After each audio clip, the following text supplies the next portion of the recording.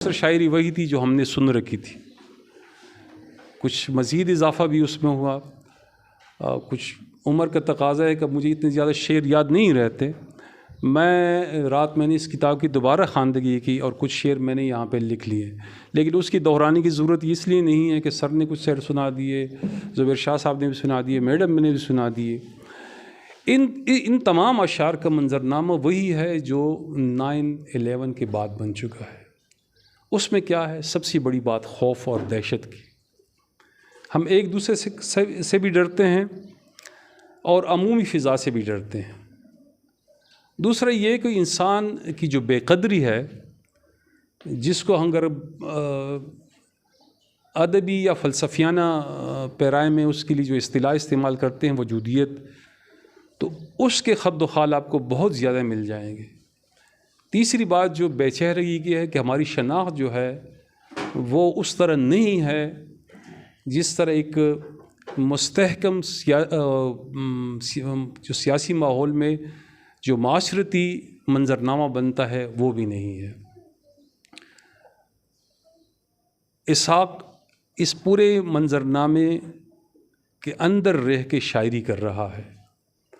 اب دو قسم کے رویے ہو سکتے ہیں۔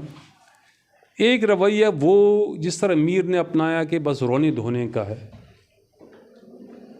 میر کے زمانہ جو تھا، اپنے حوالے سے اگر اس کو دیکھا جائے تو آج آپ پشاور کے منظرنامے کے ساتھ اس کو آپ نتی کر سکتے ہیں۔ یعنی آئے دن وہاں بھی فسادات ہو رہے تھے، کبھی جاٹ آتے ہیں، کبھی نادر شاہ افشار آتے ہیں، کبھی ایک کبھی دوسرا۔ تو زندگی کو جب ٹھہراؤ نہ ہو، قرار نہ ہو، تو دو قسم کے رویے آتے ہیں۔ یا تو آپ رونے دھونے پہ آ جاتے ہیں جس طرح میر آیا، یا آپ میر درد کی طرح بس آنکھیں بند کر لیتے ہیں اور تصوف کی راہ میں اپنے آپ کو ڈال دیتے ہیں اور اپنی ایک دنیا آباد کر لیتے ہیں۔ ایک تیسرا رویہ بھی سامنے آتا ہے کہ یار ان دونوں چیزوں کو وہ کر لو جو سودا کا رویہ ہے، کہ آپ ہنسی مذاق میں ساری چیزوں کو لو۔ تو یہ جو ہمارے 22 سال یا 25 سال ہے، اس میں جب ہم اسحاق وردی کی شاعری کا مطالعہ کرتے ہیں، اس کو پڑھتے ہیں، تو ہم دیکھتے ہیں کہ وہ اس پوری جو توڑ پھوڑ ہے اس سے وہ شدید قسم کے متاثر ہیں۔ وہ ذاتی حوالے سے چونکہ میں جانتا ہوں کہ ایک بھائی بھی ہیں، انہی جو یہ سلسلہ ہے اس میں شہید ہو گئے ہیں، ٹھیک ہے جی۔ اور میں کہتا ہوں کہ پشاور میں کون شخص ہوگا کہ جس کا کوئی رشتہ دار یا جاننے والا انہی سانحات سے نہ گزرا ہو۔ اب یہ جو منظرنامہ بنا جس کے اندر دکھ کے سوا کچھ نہیں ہے، اس میں اسحاق کبھی حوصلے کی بات کرتا ہے، کبھی اس جو پینٹنگ بنی ہوئی ہے اسی کو ہو بہو پیش کرتا ہے، کبھی اس سے ماوراء بات کرتا ہے۔ میں کچھ اشعار جو آخر کے صفحوں میں مجھے نظر آئے، تو مجھے وہاں شکیب جلالی، اگر آپ لوگوں نے اس کا مطالعہ کیا تو اس کی جھلک بھی نظر آئی کہ جو سامنے کی جو چیز ہے، جو دیوار ہے، اس کے بیانڈ کیا چیز ہے، جو مکان ہے اور آپ لامکان کی خواہش رکھتے ہو۔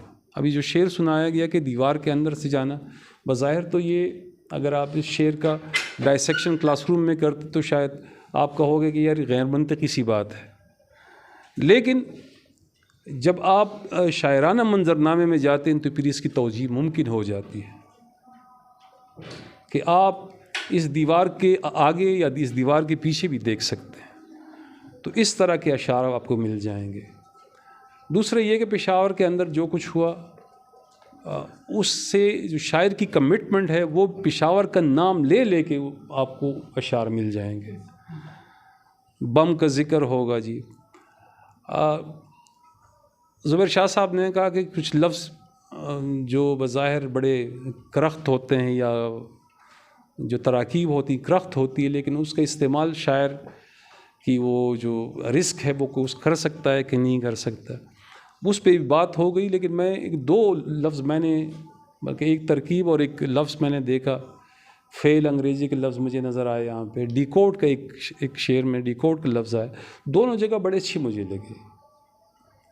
یہ جو اردو شاعری ہے یہ اپنی ابتدا سے آج تک تقریباً ایک ہی رنگ میں نظر آتی ہے، یعنی اس کا جو موڈ ہے وہ حزنیہ ہے، اور وہ اشعار اچھے بھی لگتے ہیں، اور اسی طرح اپنے اسلوب اور بیان کے حوالے سے بھی اس نے تبدیلی بہت کم قبول کی ہے۔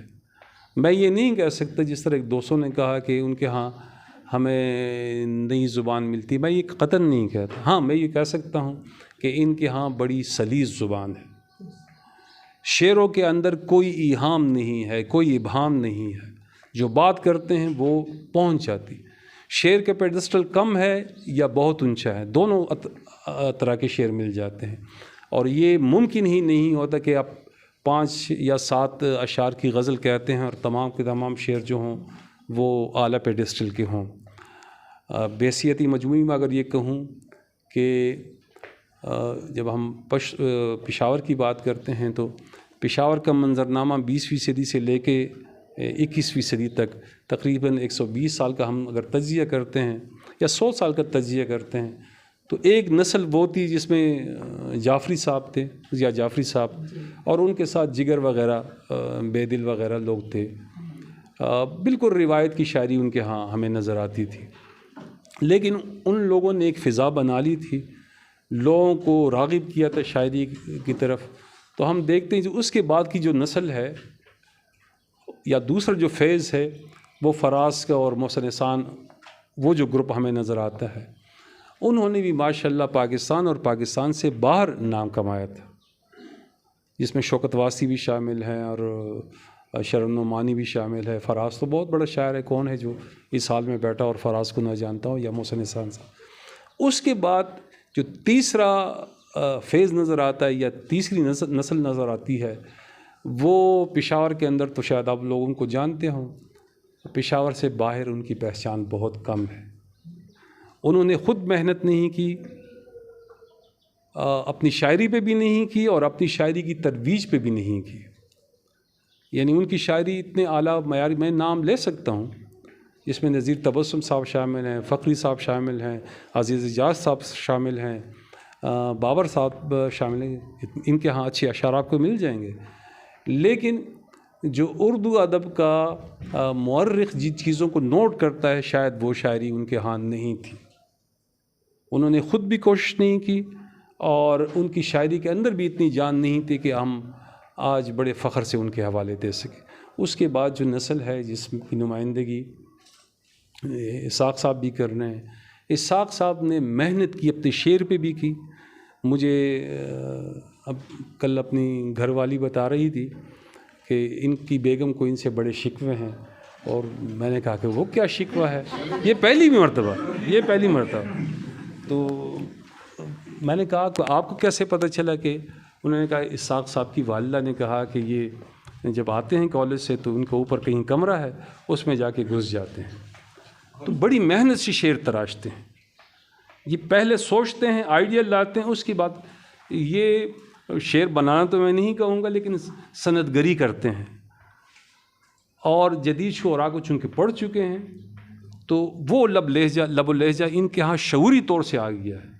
یہ بعد میں اس کی پہچان بنے گی، یہ چونکہ ہمارے جونیئر ہیں، ہم نے ان پہ بڑی سخت تنقید بھی کی ہے، ان کو اپریشیٹ بھی کیا ہے، لیکن ان کی جو محنت ہے وہ آج رنگ لا رہی ہے کہ اتنے بڑے ایک لٹریری فیسٹیول میں ہم بیٹھے ہوئے ہیں اور اسحاق صاحب کی شاعری پہ گفتگو کر رہے ہیں۔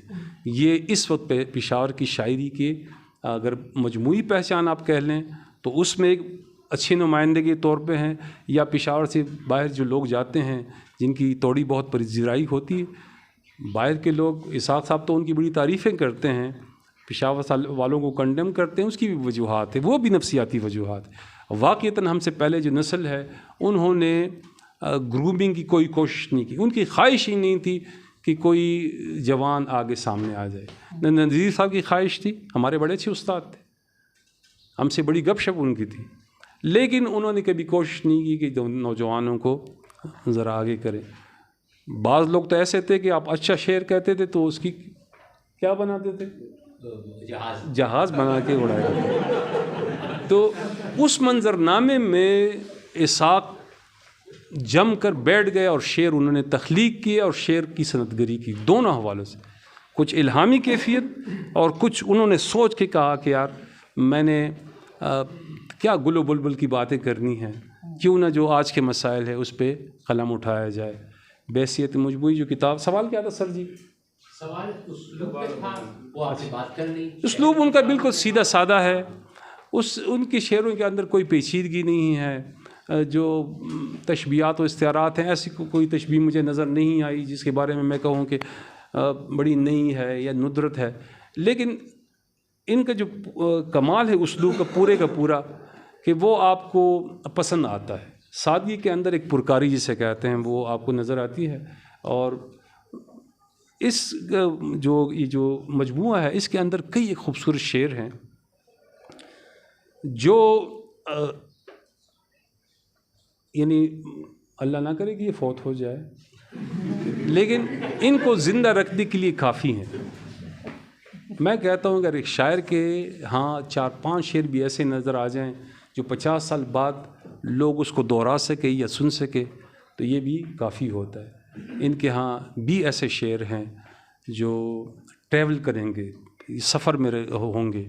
ابھی کسی نے کہا کہ ہندوستان تک وہ خود بھی پوسٹنگ لگاتا ہے، کبھی کبھی میں تنگ بھی آ جاتا ہوں، ان کو چھیڑتا بھی ہوں ایک خاص نام سے.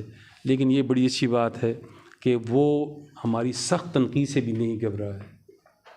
یہ میں اس لیے کہہ رہا ہوں کہ آپ لوگ جب لکھو گے تو آپ پہ بھی اس طرح کی تنقیدیں ہوں گی جس سے آپ ہو سکتا ہے مایوس ہو جائیں، لیکن مایوسی کی کوئی ضرورت نہیں.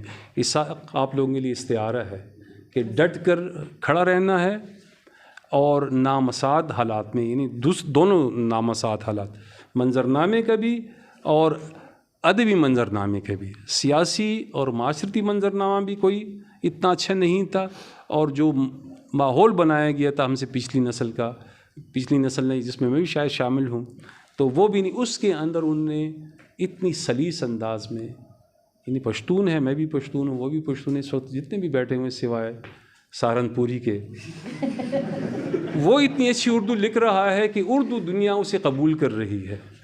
یہ بڑی بات ہے. اگر وہ انتہائی پیچیدگی سے شاید 2-3 اچھے شعر نکال لیتا تو ہم شاید اس کی اتنی تعریف نہ کرتے. میری دعا ہے کہ ان کی آنے والی جو کتابیں ہوں گی یا اگر یہ مزید لکھتے ہیں تو اس سے آگے کی چیز ہو، یعنی رک نہ جائیں. ان کا جو سفر ہے شاعری کا اپنے اسلوب کے حوالے سے بھی اور اپنی فکری منظرنامے کے حوالے سے بھی وہ رک نہ جائے. بعض لوگ اپنے ہی اشعار کے اسیر ہو جاتے ہیں، اپنے ہی اسلوب کے اسیر ہو جاتے ہیں. ان کی جب دوسری تیسری کتاب آتی ہے تو پتہ چلتا ہے کہ یار اس کا جو پیڈسٹل ہے یا اس کی جو کیا کہتے ہیں معیار، وہ اپنی پہلی کتاب سے بھی کمتر ہے. میں ان کو مبارکباد